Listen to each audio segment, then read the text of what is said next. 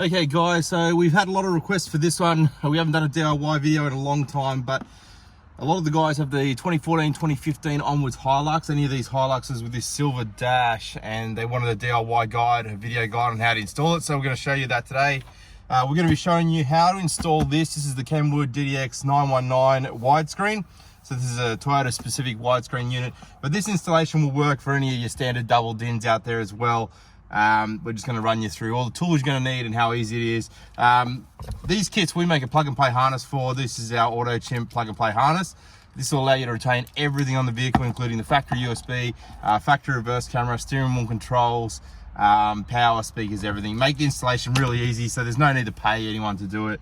You can literally just do it at home on yourself and save yourself a ton of money and time. We use these Kenwood units specifically because they have built-in steering wheel controls, so it saves you a lot of money as well. It saves you buying an external steering wheel control adapter. We can actually build it all into the loom here. So we actually do this for you, ready to go. And you can program the steering wheel controls to do whatever you like them to do as well. So it's kind of cool. We'll show you that in the video. But let's just step straight into it, guys. So we're going to show you quickly how to do this installation. It's very, very simple, and you're only going to need a few tools to do it. So guys, a handful of tools are going to be needed for this installation. They're pretty common if you've ever worked on any of your own vehicles, or if you're a tradesman, you'll probably have most of these.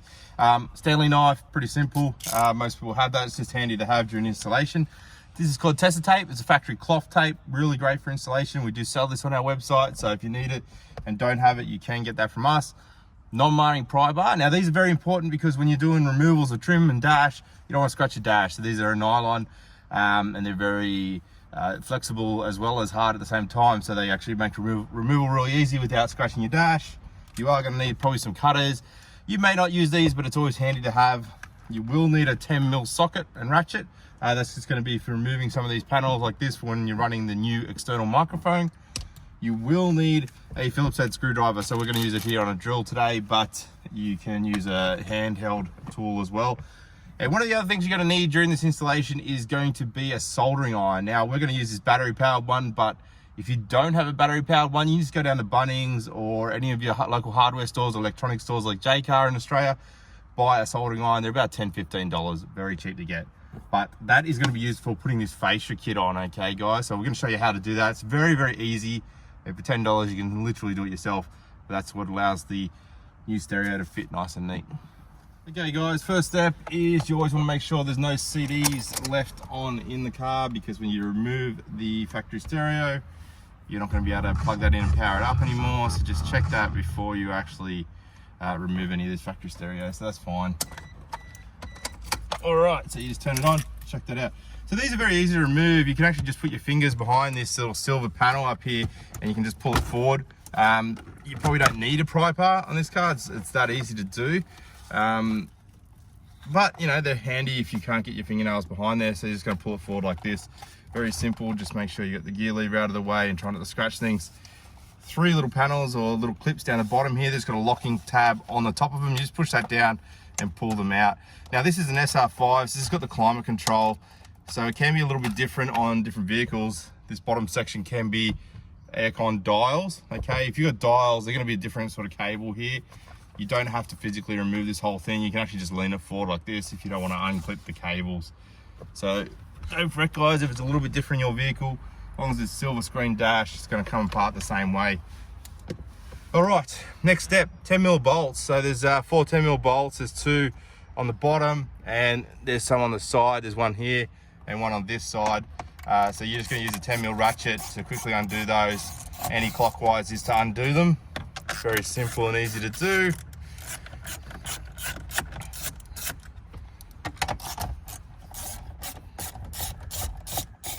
Just wanna make sure you don't drop anything. Keep them in a safe place because you're going to use them to put it back in.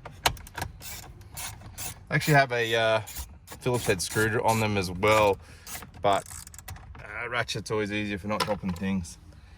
And then you just got to pull it forward, and once you sort of pull it forward, you got to go up a little bit on these.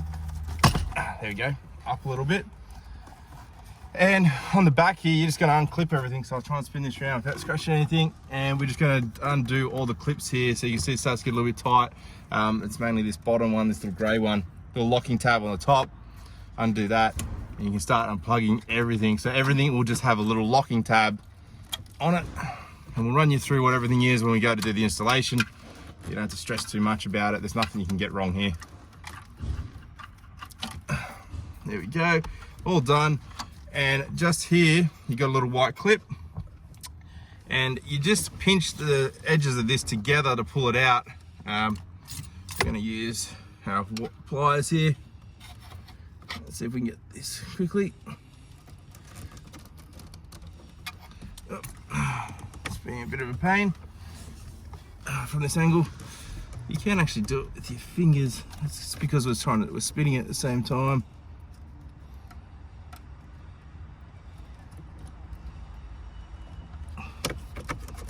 There we go. That should just pull it out. There we go. Very easy. So you just sort of pinch the sides of those, but you can see here it's an elongated hole, so you just got to get it on the right angle. Easy. Okay guys, so that's how easy it is to remove the stereo on the 2014, 2015 model Hiluxes. Literally probably a 5-minute job, very easy to do.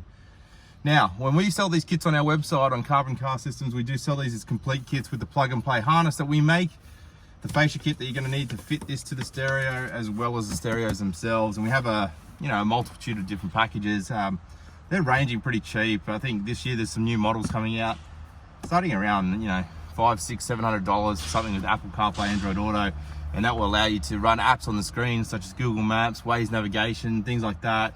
Two-way SMSing, so it makes driving really safe and easy to do. So it's a really affordable upgrade. But we're going to show you what comes in these kits, and if you do purchase from us, if you do purchase from someone else, obviously you'll get the stereo. I don't know how they'll make their harnesses or kits, or if they even do that, but we just custom make this for you to make it as easy as possible. Now when you get it from us, you're going to get the unit itself, and we'll open that up in just a sec. But on these units you are going to get this fascia kit. Now this is a special widescreen fascia, so this is only going to suit these 200mm wide units that have the rounded edges. These are, like I said, a Toyota and Subaru specific unit. So it's a fascia that's going to suit that. If you don't have this model unit, like you're just using a standard double din, they're 180mm wide, so they're not as wide. It does come with these as well. So this actually comes in the kit, so you don't have to fret too much. These are just little fillers. They're called Toyota side wings. So if you're running a standard double din, these will actually clip in on the side here and fill the gap in for you as well. And that will run the standard double din for you guys. So as you can see, they're very simple as well. So that's all included, so you don't have to fret too much. If you're buying a different unit, you don't have to buy these widescreens. Although the cool thing about this is the DDX919. This is the 2019 version. The 2020 version, which is the DDX920WS, it's coming out April 2020. The new models, there is a cheaper version of the Toyota widescreen that doesn't have CD, DVD, it doesn't have HD screen, but it still has Apple CarPlay, Android Auto. It still looks exactly the same. It's a cheaper model coming out, so it's kind of cool. So there's almost no reason not to get the Toyota widescreen ones. They just look so good in the dash. And you're also going to get this, guys. So this is going to be the plug and play wiring harness. I'm going to step you through. It looks a little bit complicated there, but it's very easy. All the plugs only going in one spot, and literally you're not going to have to cut and do anything. It's going to retain all your warranty, but these cars will probably be out of warranty anyway.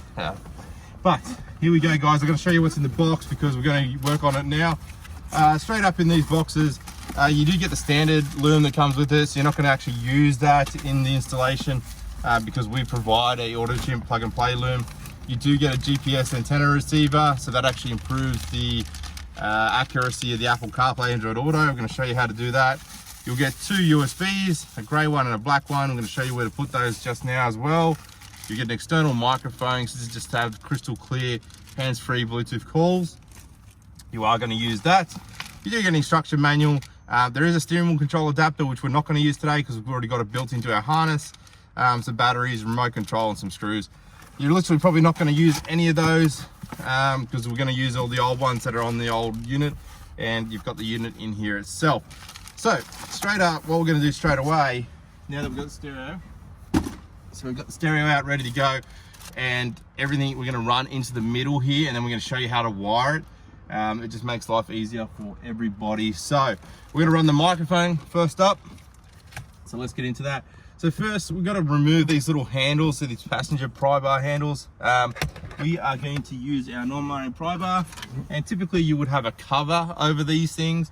This gentleman's missing it, but you would just put your pry bar underneath those, pop them open, and you can remove the screw that's behind it.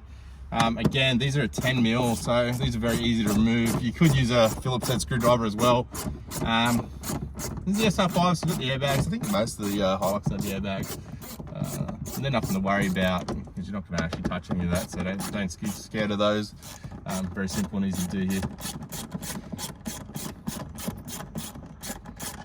All right, handle is off, so he's going to put that somewhere nice and safe. Next thing you're going to do is put your hand behind the pinch weld here. So this is just the rubber seal that goes between the door. You're just going to pull it down and away from the vehicle a bit and just let it hang. It's just so we can pull this off very easy. Then you're going to put your hand behind here, pull that off, you just pull it forward, a couple of little clips, and we'll make sure we put that back in as we do the installation. But that's pretty easy as well. All right, so for you guys that haven't seen it, that's the airbag there, so nothing to stress about, but for those who've never seen it before. All right, here we go. This is the external microphone. You can't use the one in the car. You can't adapt it. We've tried to adapt it before. It just doesn't sound great with any aftermarket units. This is the factory microphone up here in the vehicle, but some vehicles had them, some didn't. It's just not clear, so we just don't use it. We just use the external one. We like to put it up here in the behind the rear vision mirror because it's nice and clear on the sound. Some double-sided tape you just undo. You can put it right up nice and high, nice and centered. And the reason we put it in the center is it gets less external noise from your windows and things if you have those open. Next step, you're going to run this across the side. You're just going to put it behind this wiring here. That's going to hold it in place, but also behind the airbag. It's just simple and easy to do. Just like to not interfere with the airbag, sorry, if you don't have to. You're just going to clip it up into the hood lining. Pretty easy to do. And you just push it up. Once you push it up, just push your finger against this and pull on the cable on the other end, and it tightens itself up nice and easy. And there you go, very discreet up there next to his electronic tolling tag. And then we're going to run this down. Now, like I said, we're running this behind the airbag. To be honest, even if you ran in front of it, the airbag would break the cable anyway. We're going to just loop it around these cables to hold it in place here, nice and neat. You could tape it there as well, but as you can see, that's sitting behind the airbag, nice and neat. We're going to run down this little A-pillar behind the glove box and into the center of the console. I'm not really going to show that on the video because you can just go underneath and just tie it up nice and neat so it's not dangling anywhere. But it's pretty easy. If you haven't seen that before, all our videos on YouTube, Carbon Car Systems, show how to do that. You probably don't need to see it directly. And there you go, it's almost done. All right. So once we run that across, we haven't completely run it across, but we will in a sec. We just put this on as you go. So these two little locking tabs, they do lock into some little locators here. So if you do pull this right off, ensure they do slot back in, and you can push it back in to these little holes, and it should clip in and hold everything in place. And then you simply push the pinch weld back on and it slides on nice and easy, okay? That'll hold all your cabling in place, nice and neat. Put your handle back up, just make sure you're not screwing it into the cable. Just watch your cable's not in behind there. And that is done. Okay, the next step, guys, while we're running the microphone is we're gonna be running the USB cables. So there's coming these little bags. We do have a gray and a black one. Now, the black one does iPhone and Android Auto, so Apple CarPlay, Android Auto. We're going to use that for adapting the factory USB location. So you do have a spare one, it's just a secondary one that we're going to mount into the glove box. That's used for, you know, any external USB devices, charging a secondary phone if you're using the first one. Pretty easy to do, just undo your glove box or pull it down, get the female end inside the glove box, reach around here and pull it through. And that's as simple as that. You've got your USB up in the center console, ready to go. We are going to tie this cable up here. This is the microphone now. We're going to run it up at the same time.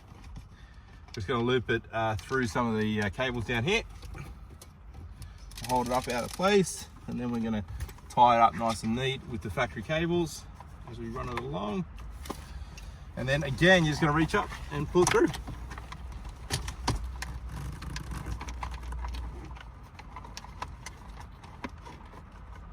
Can I reach it? There we go. Nice and easy. There you go. Pretty easy. So now we've got our microphone and our USB in the center console. We're ready to do our main wiring, mount the actual stereo and the fascia panel we're going to show you as well. Okay, one of the things I do here, guys, once you get the microphone up, it's normally quite long. We just bundle this up a little bit to give us some even length here. Get it to an even length with the USB and the microphone together. Bit of tape around that, so we just use the tape. Bundle it up nice and neat and just saves cables getting stuck anywhere. And it keeps your installation nice and neat and at the same lengths, okay? So when we do all our installation, it's gonna be nice and all together. All right, dudes. What we are gonna do now is the fascia panel. We're actually gonna show you how to put this on. So we're gonna put it on the back of the unit right now. Okay, guys, so here's the fascia. It does come in like a matte black color standard. They don't actually make it in any other color. I guess you could actually paint it if you wanted to paint it the same silver. But it's gonna look fine in the dash because, you know, your stereo is black. So it's gonna match all the rest of the black in the car and you're still gonna have your silver highlights up. But here we are. So when you pull this out of the kit, there is an upside and a downside. The upside's the longer side. You can't really go wrong. So the bottom of it looks like this, but you got all these little locator tabs along the top if you're ever worried about it. This is how it's going to mount, guys. So there's little locator tabs on the back of the fascia panel that you're just going to slot it into. They just slot downwards into it like that. And pretty simple and easy to do there. So when you turn it, that's what it's going to look like. So you see some slight gaps here, but we're going to actually solder this up so it's sitting right against the paneling and get rid of all those gaps there, so it actually is going to sit nice and neat. So what you do is you just turn over the back. We're going to start on the side just to keep the locator tabs here. You can't really go wrong because on the back of the unit we're just going to heat up these little plastic sections and that's going to hold it in place. So you're going to take your soldering iron or anything else that you do have. So these take a second to heat up. If you had a plugged in one, so there's a battery powered one, or you could use a gas powered one if you wanted to. You're just gonna have to wait till it heats up a little bit. Just plug it into the wall. Some of them have wall socket ones. So you can see it here start to melt. And we're just gonna melt all these tabs down together to hold it into place. It's sort of like plastic welding, I guess. It's pretty easy to do. Can't really go wrong because it's not going to go through because you're so far from the front of the fascia. Just going to heat that up and just let it cool down. Same as this one.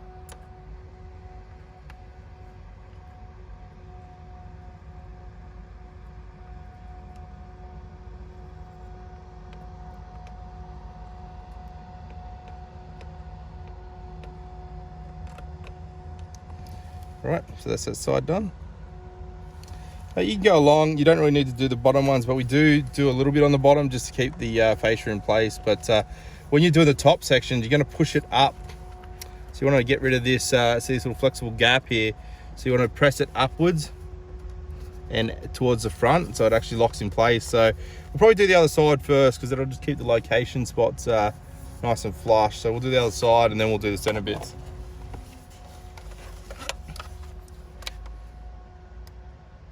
Okay, side's done, guys. We're just going to do the bottom now. So as you can see here, I'm just going to be pushing this like gap here just the way the fascia sits. So I'm just going to push it out and towards the front while we weld it.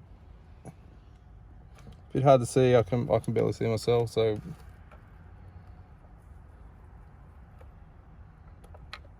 okay, guys, so we've done the bottom there. We're just doing the top. We just spun it around. So this just takes a little bit of time. It's actually not hard to do. You just melt in the plastic. You can't really go wrong because you push it around, just let it dry as you go.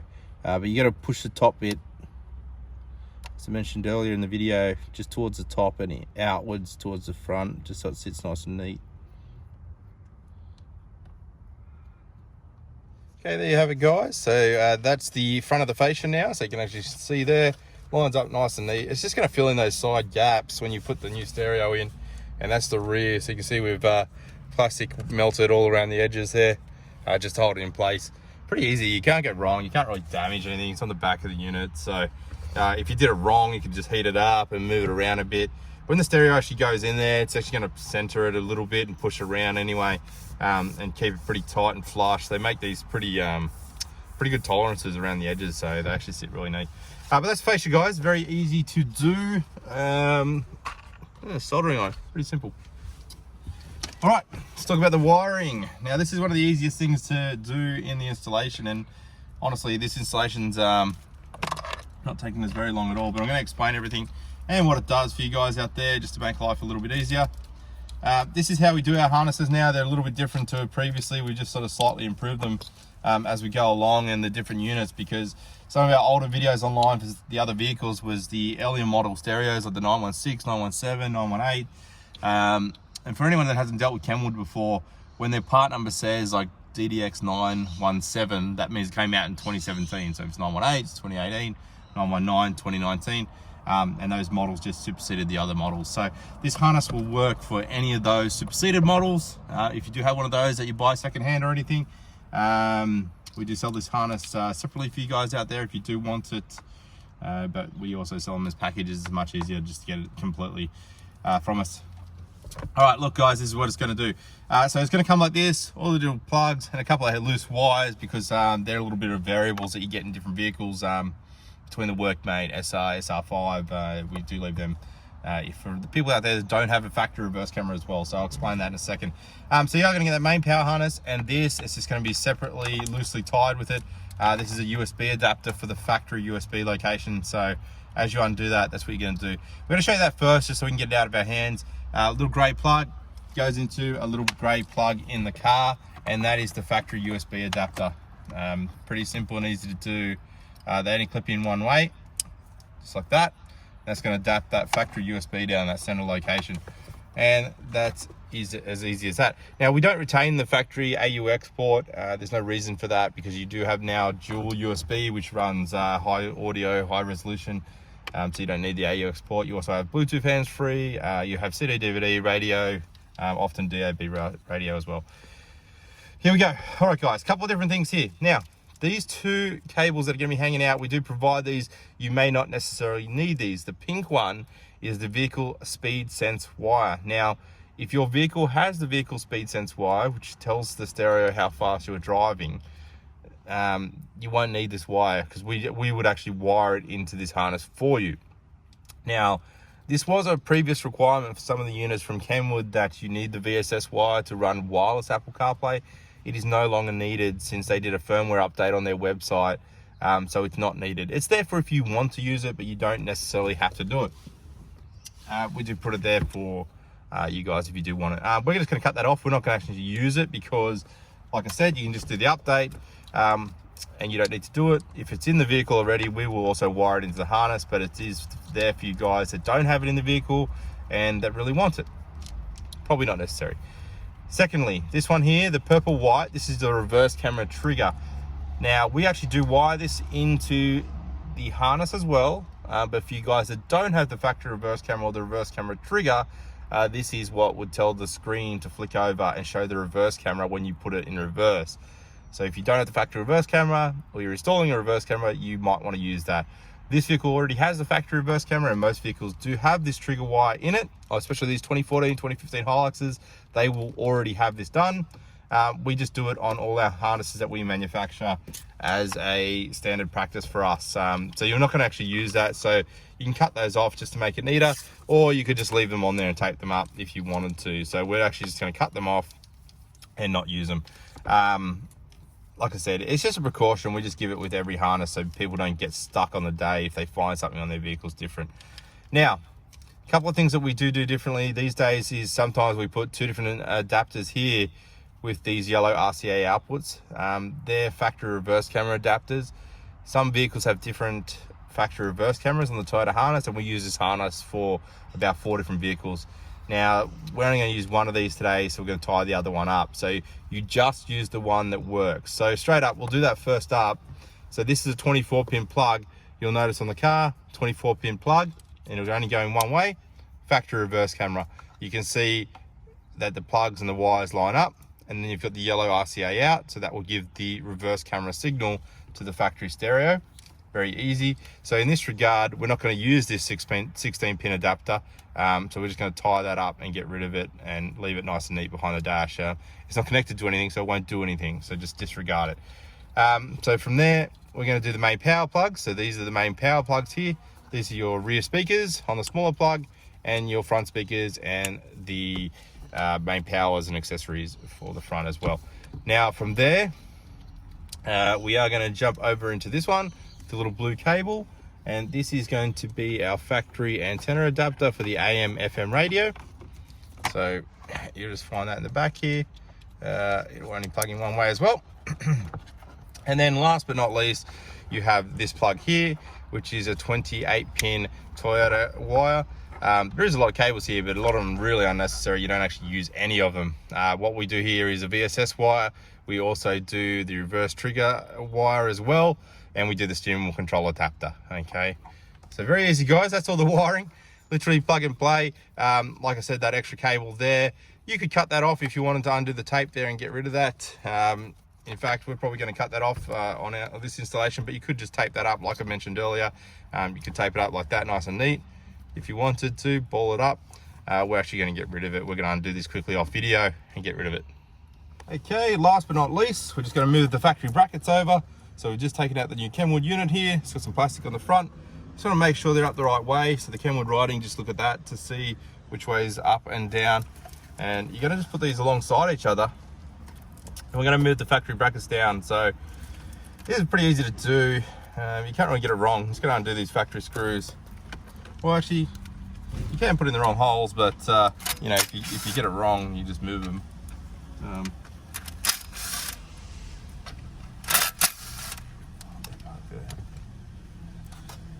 So we're just going to undo those guys. We're going to move it down onto the factory locations here. Just going to get this plastic out of the way, and you'll see that the screws actually line up directly into these factory locations, these through holes here, and we're just going to use those factory screws, and we're going to put it back into this location.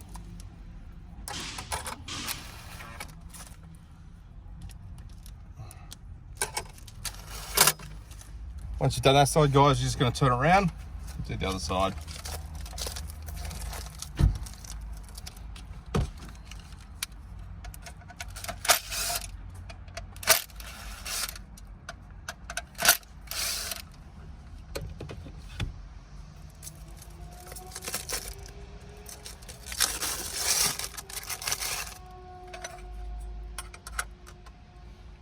These Toyota units have these little locator humps on them, so you can't really get it wrong. They will locate into the correct spot.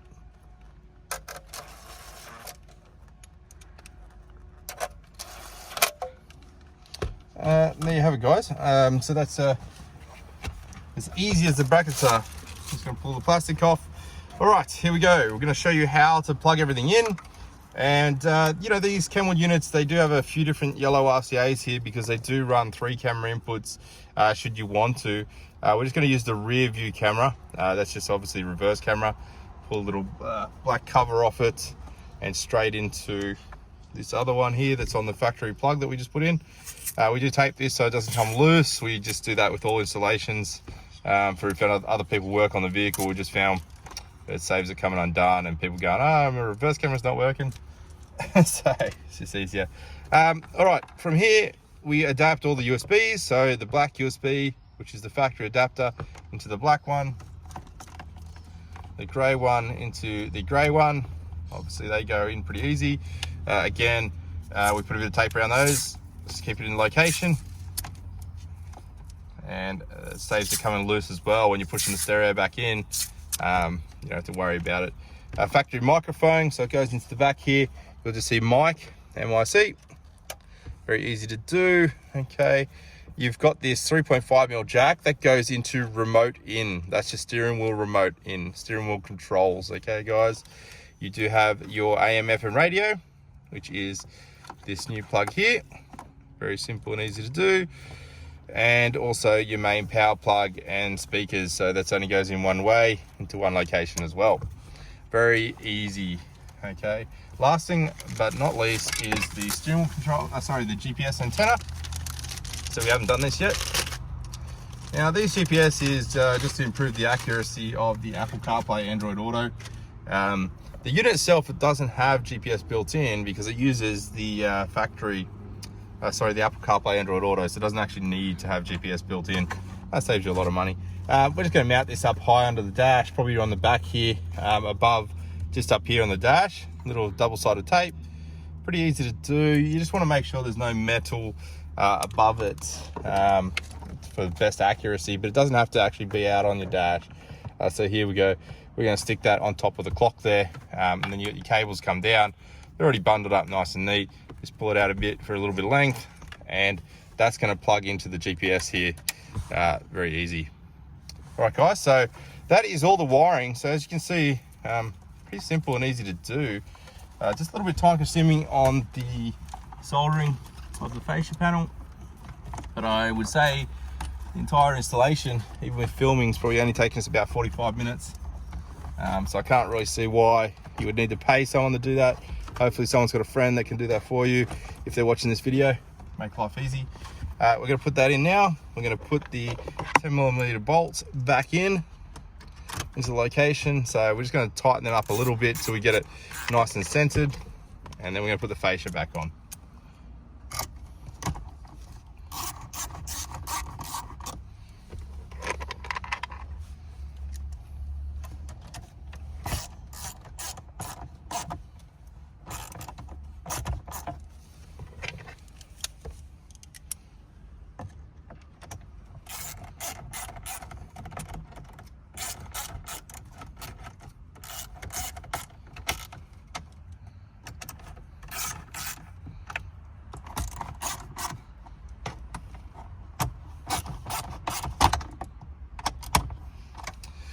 Okay, so that's the installation done. You probably want to test everything before you actually put the fascia back on. So we're going to test everything now and quickly make sure the USBs are working, steering wheel controls are working, reverse camera is working. So there you go, straight up, loads up. We'll show you how to put the fascia on in just a sec. It literally just plugs back in and clips on. Some of the settings you do want to change. The camera, you do want to turn on reverse camera interrupt. You got guidelines on this unit standard, but you also have guidelines, I believe, on the factory camera. So we'll show you that in a sec. But reverse camera interrupt so that it comes on automatically in reverse. I want to turn the demo mode off because this is not in demo. We're actually going to be using it. Click this. This is an automatic to remove this message after 10 seconds. And there you have it, guys. What we're going to do straight up is do the steering wheel control. So go into this main menu button on the left, settings, user interface, steering remote controls. Now this will take a couple of seconds. If the plug's incorrectly, it'll light up and say that you can learn anything. If it doesn't light up, plug's not incorrectly or there's a fault with it, but it will light up. So what you're going to do here is just push the steering control button that you want for 2 seconds. So here we're using volume up. We're going to map that to volume up on this here. Okay, you're just going to go through, map all your steering wheel controls, volume down, track up. Now you can map this for absolutely anything. You don't have to do it this way. We just do the generic stuff that the factory plug actually does. So mode will become source, but you could make them different things like steering wheel controls. For voice guidance, you got an answer button here. So it's an answer button, hang up button here. This is a voice recognition button. So this will actually work on the Kenwood, which is cool. So the voice recognition button, Kenwood used to be one of the only ones that does it, but I believe most brands actually do it now. And that's it. So that's complete. So just click learning complete.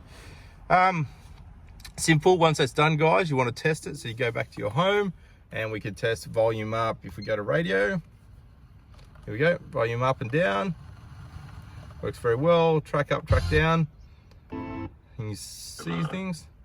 But there you go, guys. Very easy to use, and you can actually see that the steering wheel controls are responding and set up very simply.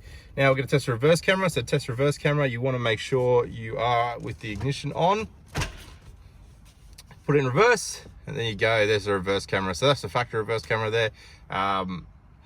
These guidelines, you can actually turn on and off. You don't have to run them. So if you press menu, setup, camera, parking guidelines, if you don't like them, you can turn them off. If you do like them, you can actually set them up and move the lines to be more accurate, because as you can see, that's actually got the green lines up on the fence there, so probably a bit irrelevant.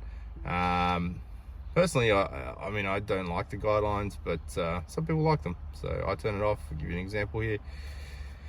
We'll go back to the camera, hang on. And there you go, guys. Reverse camera's working. So now we would go and test the USB as well. We don't have a USB cable on us at the moment, but I can guarantee that will work. But I suggest that you do test it. But if it doesn't work, let us know. And that's it, guys. Very simple and easy to do on the installation. Now, we'll go get a USB cable and we will test it. We're just going to plug this back in. We do want to show you the Apple CarPlay Android Auto. Plug this in and mount it back up. Air vents in with the dash mat.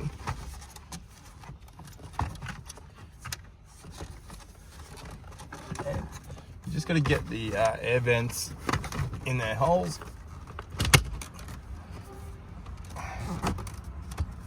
And clip it in. Okay, so one of the cool things on this unit is it has a gesture control. So if you wipe your hand in front of it, it does things. You can actually program it to do different things. So, so if you swipe left or right, you can see here it changes the screen. I find it quite annoying because every time you're using the unit, it does change things. So I turn it off. So down here in gesture control and settings, or the beep, you can at least turn off because it makes a beep every time. I actually turn that off, but you can actually set it up to do different things. So it might be easy for you guys. These are a cool unit because you can move all the icons, so you can drag and drop them much like your apps you would on your phone. Very simple and easy to use like that. We'll show you the Apple CarPlay. This does have wireless mirroring for two-way control for Android users. So if you have Hammer Maps, for example, you could actually load them on here and control them on here if you have an Android phone. Unfortunately not available for Apple anymore. They don't do wireless mirroring. But let's show you the Apple CarPlay Android Auto. But that is a completed job, guys. Literally probably about a 45-minute plug and play job. Simple and easy to use. Okay, guys, so when you plug the USB cable in, so we'll show you on this, it'll ask you to allow Apple CarPlay Android Auto. You can use it via USB only, or the DDX9 series does have wireless Apple CarPlay. So we're going to use it wirelessly. This is because it's obviously got Wi-Fi built in. You don't have to plug it in, but you plug it in to pair it up essentially. So pretty easy and simple to use once it's set up. So this is Apple CarPlay Android Auto. Very simple and easy to use. So this is Apple CarPlay, sorry. If you do have an Android phone, you do have to download the app on Androids, okay? Because every Android's different. You go to the Google Play Store, download Android Auto. Android Auto has just become wireless as well, so you'll have to update to your latest version of your phone and you will get wireless Android Auto as well. So this is a really cool feature. You can download all sorts of Google Maps. This gentleman here's got Waze navigation, which is really cool because it shows you all the red light cameras, speed cameras and things like that as you're driving along, and users update it. So it's kind of one of the cool navigations you can actually use on screen. So we do have enabled wireless, so we'll just unplug it here and then you can actually go back to wireless and connect it. Okay guys, so we just finished setting up the wireless Apple CarPlay. It did take a little bit to set up. You must pair your Bluetooth first on these units. So ensure that you got Bluetooth connected first before plugging in USB. Then you can run the CarPlay and make sure it's turned on in your Bluetooth settings. One of the other things I did notice on the CarPlay, if it doesn't work automatically, when you go into the CarPlay settings here, it says you must press and hold the voice activation button to turn on the wireless Apple CarPlay. So just be aware of that. So we're not plugged in obviously at the moment, we're still running Apple CarPlay. But for you guys there that don't know how to set that up, it's just a little bit of fiddling around. You can actually disconnect the CarPlay and the Bluetooth and just try and reconnect it, and she'll actually set up. So you can use it via USB and it will automatically come on, but you can also set up the wireless. So there you go guys, wireless Apple CarPlay Android Auto for those units that have the Wi-Fi built in. If they don't have it built in, if you do buy some of the cheaper units, it will be through USB, but it's not such a big deal because you can charge your phone as you're doing it. But one of the best things you can ever get for your car, and honestly they're getting cheaper and cheaper every year. Like I said, the new models have a widescreen coming out this year that doesn't have the HD screen, doesn't have the CD DVD, and I think they're coming in at like $7.99, $8.99. But even the standard double DINs, they come as cheap as $5.99, $6.99 these days. So with the plug and play harness, it makes the installation really easy, guys. So check that out on Carbon Car Systems on our YouTube. If you liked it, give our channel a follow.